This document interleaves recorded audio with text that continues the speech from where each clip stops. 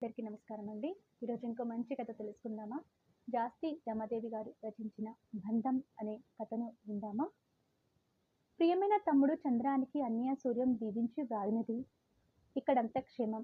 అక్కడ నువ్వు, మరదలు కాత్యాయని, పిల్లలు అందరూ క్షేమంగా ఉన్నారని తెలుస్తున్నాను. నీతో చాలా విషయాలు మాట్లాడాలి. ఈ వారంలో ఊరికి వస్తాను. వచ్చాక మాట్లాడుకుందాం. ఉంటాను మరి. ఇట్లు అన్నయ్య సూర్యం. ఆ లెటర్ ఎన్నిసార్లు చదివాడో చంద్రం. కాత్యాయని వ్యంగ్యంగా అంది. ఇంకా ఏమైనా మర్చిపోయాడా మీ అన్న? అంతా పంచుకుని వెళ్ళాడుగా. ఈ ఇల్లు గుర్తుకొచ్చింది కాబోలు పంచుకునేందుకు అని. చంద్ర మనసు చివుక్కుమంది. ఇన్నాళ్లకి అన్నయ్య ఉత్తరం రాశాడు. సంతోషించాల్సిన విషయాన్ని కూడా సంచాయించాల్సి వస్తుంది. అన్నయ్య అంటే తనకెంత ఇష్టం. అన్నయ్య తనను వదిలి వెళుతుంటే కాళ్ళా వెళ్ళా పడ్డాడు. మొత్తం నువ్వే తీసుకోన్నయ్యా. నేను నీ దగ్గర పాలేరునైనా పర్లేదు. నీకు తోచింది ఇవ్వు, అంతేగాని నన్ను వదిలి వెళ్ళొద్దని బ్రతిమాలాడు. అన్నయ్య విదిలించుకొని వెళ్ళిపోయాడు. పుట్టకతో వచ్చిన బంధాన్ని తెంచుకొని అత్తగారి ఊరు వెళ్ళిపోయాడు. చాలాసార్లు తనెళ్ళి ఇంటికి వచ్చేయమని అడిగాడు. రానన్నాడు. అక్కడ వాళ్ళ మర్యాద నచ్చక తనింకా వెళ్ళడం మానుకున్నాడు. ఎప్పుడైనా బంధువులలో జరిగే శుభకార్యాల్లో కలిసినా అన్నయ్య తను పొడి పొడి మాటలు తప్ప పెద్దగా మాట్లాడుకునేది లేదు. నాన్న అన్న ఒకే ఒక్క మాట పట్టుకొని తన చెయ్యి వదిలించుకొని దూరంగా వెళ్ళిపోయాడు. ఏరా పెద్దోడా, చిన్నోడికి నోట్లో నాలిక లేదని నువ్వు ఎంతంటే అంత అంటున్నాడని వాడిని పాలేరులా చూడొద్దురా అన్నాడు నాన్న. అంతే, అన్నయ్య అన్నం తినడం మానేసి అలిగి పడుకున్నాడు. వదిన రెచ్చగొట్టింది. పుట్టింటికి దారి మళ్ళింది. అన్నయ్య ఆస్తి పంపకాలన్నాడు. ఎందరూ చెప్పినా వినలేదు. అన్న అలా మారిపోతాడని అనుకోలేదు. ఇన్నాళ్లకి వస్తానని ఉత్తరం రాశాడు. ఈ ఉత్తరానికి ఆంతర్యం ఏంటో అర్థం కావడం లేదు. కాత్యాయని అన్నట్టు ఈ ఇంటి కోసమా? అమ్మా నాన్నలు తన దగ్గర ఉండటంతో వారికి వచ్చిన ఆస్తిని తను అనుభవించాడు. వారి మరణాంతరం సగం ఆస్తి పంచి అన్నయ్యకి ఇచ్చేశాడు. ఇల్లు మాత్రం మనందరి గుర్తుగా నేను ఉంచుకుంటానని, కావాలంటే రేటు కట్టిస్తానని అంటే వద్దులే అన్నాడు అన్నయ్య. ఇప్పుడు మళ్ళీ ఆశ పుట్టి ఉంటుందా? రకరకాల ఆలోచనలు చంద్రానికి ఉక్కిరి బిక్కిరి చేస్తున్నాయి. కాత్యాయనితో ఏం జరిగినా అన్నయ్యని బాధ పెట్టొద్దని హెచ్చరించాడు. తను నీలాగే తను నాకు బావేలే నవ్విందామే. పుట్టినప్పటి నుంచి అన్నయ్య మాట వినిపిస్తే చాలు ఏడ్చేవాడు ఊరుకునేవాడంట తను. అన్నయ్య బయటికి వెళ్ళి రాగానే వేళ్ళు అందిస్తే చాలు గబుక్కున పట్టుకునేవాడంట. బడికి వెళ్ళి రాగానే అతని ఒడిలో కూర్చోబెట్టుకుని బడిలో విన్న పాఠాలు, పద్యాలు, ఆటలు అన్ని చెప్పేవాడంట అన్నయ్య. చక్కిలికిలి పెట్టకపోయినా పకపక నవ్వేవాడంట తను. అడుగులు తన వేళ్లు పట్టుకొని నేర్చుకున్నాడంట. అన్న చెయ్యి వదిలేవాడు కాదంట తను. బడిలో వేశాక తన పక్కన అన్నయ్య ఉండాలని ఏడుస్తుంటే మధ్య మధ్యలో అన్నయ్యని పిలిపించేవారంట మాస్టారు. తన కోసం నిమ్మతోనల మిఠాయి కొనిపెట్టి ఏడవద్దని అనేవాడు. ఓసారి ఊరిలో హరికథ కాలక్షేపం జరుగుతుంటే అన్నయ్య పక్కన కనిపించలేదని బాగా ఏడ్చాడు తను. అంతా రసబసైపోయింది. దాసుగారు కాసేపు కథ చెప్పడం ఆపేశారు. ఇంటికి వచ్చాక అన్నయ్య బాగా కోపగించుకున్నాడు. ఇంకా వీణ్ణి నాతో పాటు ఎక్కడికి తీసుకెళ్ళను అన్నాడు. అన్నయ్య పక్కనే పడుకునేవాడు తను. మధ్యరాత్రిలో అన్న కనబడలేదని ఇల్లంతా వెతుకునేవాడు. ఓరి బాబోయ్, పాస్ పోసుకోవడానికి కూడా పొనివ్వవా అంటూ విసుక్కున్నా తన దారి తనదే. తనెప్పుడు చెయ్యి పట్టుకోవాలనుకున్నా విసుక్కునేవాడు. ఇరా, చెయ్యి పట్టుకోకుండా నడవలేవా అనేవాడు. నువ్వే అలవాటు చేసి ఇప్పుడు నువ్వే కోపడతావేంటిరా, పట్టుకొని తమ్ముడేగా అనేది అమ్మ. ప్రతి చోటికి చేపట్టుకొని తోకలా వస్తుంటే చిరాగా ఉంటుంది నాకు. అన్నయ్య ఎందుకలా అన్నా తనకి ప్రేమగాని కొని తెచ్చి ఇచ్చేవాడు. ఊళ్ళో అందరూ అన్నయ్యని తనని రామలక్ష్మణులు అనేవారు. అమ్మ ప్రతిరోజు దిష్టి తీసేది. హై స్కూల్ చదువుతో అన్నయ్య చదువు మానేసి నాన్నకి వ్యవసాయంలో తోడయ్యాడు. అన్నదారే తనదిను. స్కూల్ చదువుతో తను మానేసి అన్నతో తను పొలానికి వెళ్ళేవాడు. నాన్న అప్పుడప్పుడు కోప్పడేవాడు. నువ్వు కాస్త నీ కాళ్ళ మీద నిలబడడం నేర్చుకోరా, ఎన్నాళ్ళు అన్న కాళ్ళ మీద నిలబడతావు అనేవాడు. తనేం పట్టించుకోలేదు. అన్న దగ్గరుంటే చాలు అంతే. అన్నయ్య జీవితంలోకి వదిన వచ్చాక కొంచెం దూరం ఏర్పడింది. పిల్లలు పుట్టాక ఆ దూరం మరింత పెరిగినా అన్న దగ్గరే ఉన్నాడనే ధైర్యం ఉండేది. మేనమామ కూతురు కాత్యాయనితో పెళ్ళైంది తనకి. చిన్నగా అగ్గి రాజుకోవడం మొదలయ్యింది. తన భర్త పాలేరు కాదని కాత్యాయని మాట తూలింది. నాన్న అదే అనేసరికి అన్నయ్య పట్టుదలకు పోయాడు. ఆస్తి 3 ముక్కలయ్యింది. పిల్లల పెళ్ళిళ్ళిప్పుడు అందరూ వచ్చారు. అమ్మా నాన్నలు పోయినప్పుడు వచ్చారు. మళ్ళీ పంపకాలు జరిగాయి. చిన్నప్పటి ప్రేమంతా అన్నలో ఏమైపోయిందో మళ్ళీ కనబడలేదు. పరాయింటికి వచ్చినట్టుండి వెళ్ళాడు. ఏడాది, ఏటి మాసాలకు ఎప్పుడైనా కలుస్తామనుకున్నా కుదరలేదు. ఎవరిళ్లల్లో వాళ్ళు చేసుకున్నారు. పిల్లలకి పిల్లలు పుట్టి చాలా మార్పులు వచ్చేశాయి. మళ్ళీ ఇన్నాళ్లకు 30 ఏళ్ల తర్వాత అన్నయ్య తనని తమ్ముడు అని సంబోధిస్తూ ఉత్తరం రాశాడు. ఈ వారంలో వస్తానన్నాడు. ఆత్రంగా ఎదురుచూస్తున్నాడు అన్న కోసం చంద్రం. ఆ రోజు సూర్యం గుమ్మంలో నిలబడి చంద్రం అని పిలిచాడు. పరుగులాంటి నడకతో బయటికొచ్చాడు చంద్రం. అన్నని గట్టిగా కౌగిలించుకోవాలని ఉన్నా మొహమాటంతో ఆగిపోయాడు. రా అన్నయ్య, ఆరోగ్యం బాగుంటుందా? వదినా పిల్లలు ఎలా ఉన్నారు? గబగబా అడిగాడు. కాత్యాయని కాళ్ళు కడుక్కునేందుకు నీళ్లు అందించింది. పెద్దబావా బాగున్నావా అని అడిగింది. ఆ అన్నాడు సూర్యం. ఉచిత మర్యాదలు పూర్తయ్యాయి. ఏం మాట్లాడుకోవాలో ఇద్దరికీ అర్థం కావడం లేదు. తన ముందు మాట్లాడుకోవడానికి ఇబ్బంది పడుతున్నారని అనుకుంది కాత్యాయని. కాసేపు అలా పొలం వైపు వెళ్ళిరండి, నేను ఈలోపు వంట పూర్తి చేస్తాను అంది. చంద్రం గొడుగు తీసుకుని పదన్నయ్య, నువ్వు మన పొలం చూసి చాన్నాళ్ళైంది కదా అంటూ లేవదీశాడు. ఇద్దరు పొలం వైపు నడిచారు. సూర్యం దారిలో ఏం మాట్లాడలేదు. ఎదురొచ్చిన వాళ్ళకి అన్నయ్య వచ్చాడు, పొలం చూద్దామని వెళుతున్నాము అని చెప్తున్నాడు చంద్రం. అన్న పక్కన నడుస్తుంటే ఏదో కొత్తగా బలం వచ్చినట్టుగా అనిపిస్తుంది. పొలం రాగానే ఆగారు ఇద్దరు. సూర్యం కళ్ళతో పొలమంతా కలియ చూశాడు. పొలం దగ్గరున్న పెద్ద వేప చెట్టు కింద ఉన్న రాతి బండని చూపించాడు చంద్రం. అన్నయ్య, ఈ బండ గుర్తుందా? నాన్న తాటి ముంజలు కొట్టి తెస్తే నాకు తినడం రాదని నువ్వే వేడుతో తీసి తినిపించేవాడివి.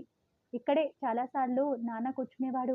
నాకింకా ఈ బండ మీద నాన్న నువ్వు కూర్చున్నట్టే ఉంటుంది. బండ మీద చెట్తో తాకుతూ అన్నాడు చంద్రం. వెళ్దాంరా, అలసటగా ఉంది అన్నాడు సూర్యం. తిరిగి వస్తున్నప్పుడు చేను మధ్యలో ఉన్న మంచెను చూపించి చెప్పాడు చంద్రం. అన్నయ్య, ఈ మంచె మీద నిలబడి నాకు వడిసెల ఎలా తిప్పే వదిలాలో నేర్పావు నువ్వు. సూర్యం తలుపి ముందుకు నడిచాడు. దారిలో సూర్యం, ఓసారి మనం చదివిన బడి దగ్గరికి తీసుకెళ్లరా అడిగాడు. మనం చదివిన బడి పడిపోయిందన్నయ్య. గవర్నమెంట్ వారు పక్క బిల్డింగ్ కట్టించారు. హై స్కూల్ కూడా చేర్పించారు ఇప్పుడు అంటూ హై స్కూల్ వైపు తీసుకెళ్లాడు చంద్రం. స్కూల్ జరుగుతూ ఉంది. 5 నిమిషాలు చూసి వెనక్కి తిరిగారు. చంద్రం, స్కూల్ ముందు ఓ ముసలమ్మ 2 గాజు సీసాల్లో తాటి తండ్ర, నిమ్మ తోనల మిఠాయి అమ్మేది గుర్తుందా అడిగాడు సూర్యం. నా కోసం నిమ్మ తోనలు కొనిచ్చేవాడివి కదన్నయ్య. ఓ రోజు ఆ ముసలమ్మ చచ్చిపోయింది. ఎవరు ఆమె కోసం రాలేదంట్రా? ఎవరు లేరంటావా? ఏమో అన్నయ్య అన్నాడు చంద్రం. ఊళ్ళో వాళ్లే తీసుకెళ్లి స్నానం చేసేశారు. ఎవరు లేకుండా ఎవరు ఉండరు కదా.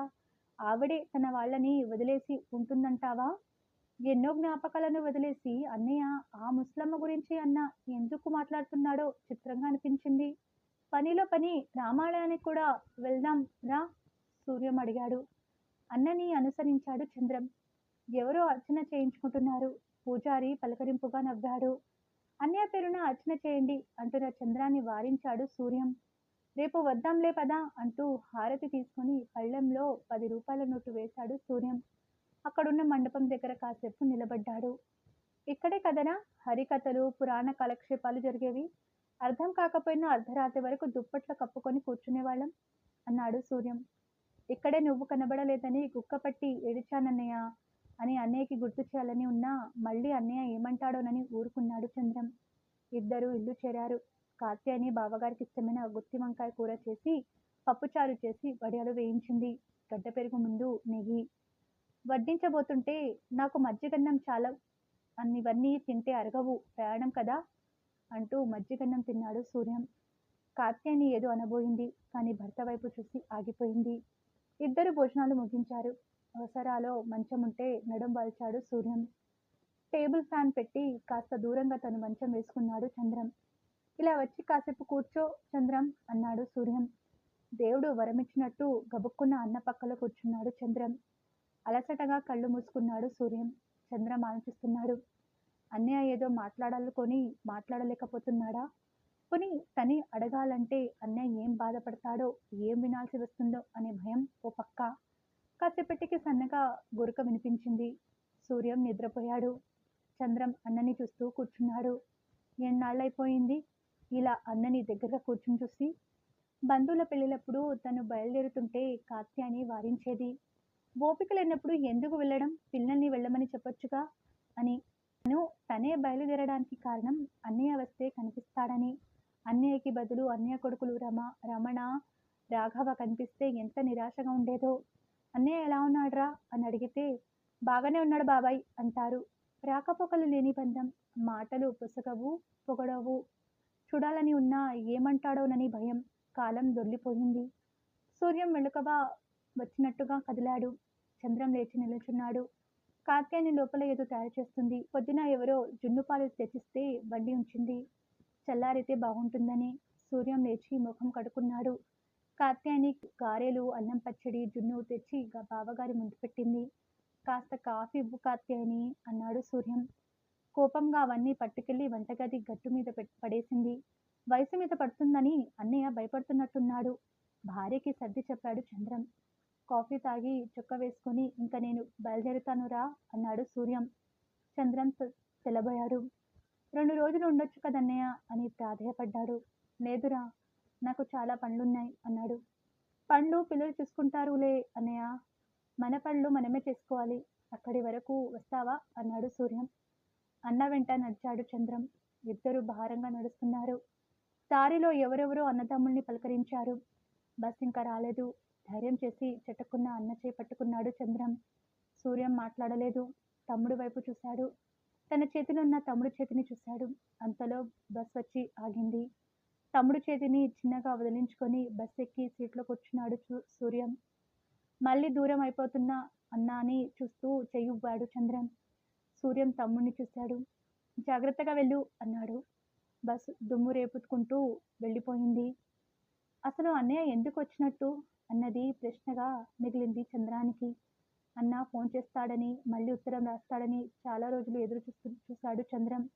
నిద్ర మంచం దిగకముందే ఫోన్ మోగడంతో పిల్లలు చేసుంటారు అనుకుంటూ హలో అన్నాడు. బాబాయ్, నేను రమణని మాట్లాడుతున్నాను. రాత్రి నాన్న జరిగిపోయాడు. ఎలా జరిగిందిరా కంగారుగా అడిగాడు చంద్రం. నీరసంగా ఉందని పెందలాడే పడుకున్నాడు నిద్రలోనే. చంద్రం ఆసరగా కాత్యాయని చేయి పట్టుకున్నాడు. అన్నయ్య వెళ్ళిపోయాడు. దుఃఖాన్ని దిగమింగుతూ పిల్లలకి ఫోన్ చేశాడు. ఏదో మనసు మార్చుకుని వచ్చాడనుకున్నాను గాని ఆఖరి చూపుల కోసం వచ్చాడని అసలు అనుకోలేదు అంటూ కళ్ళు తుడుచుకుంది కాత్యాయని. అన్నయ్య ఎందుకు వచ్చినట్టు అన్న ప్రశ్నకి జవాబు దొరికింది చంద్రానికి. ఈ లోకంలో ఏది శాశ్వతంగా ఉండిపోదు. మన పనులు మనం చేసుకుంటూ ముందుకు పోవాలి అని అన్నయ్య తనకి చెప్పగానే ధైర్యం చెప్పి తిరిగి రాలేని లోకానికి శాశ్వతంగా వెళ్ళిపోయాడు.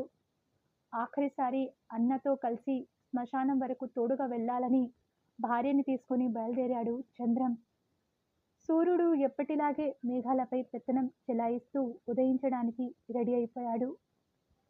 మీకు ఈ కథ నచ్చితే లైక్ చేయండి, షేర్ చేయండి. మరిన్ని మంచి కథల కోసం మా ఛానల్ని సబ్స్క్రైబ్ చేసుకోండి. ధన్యవాదములు.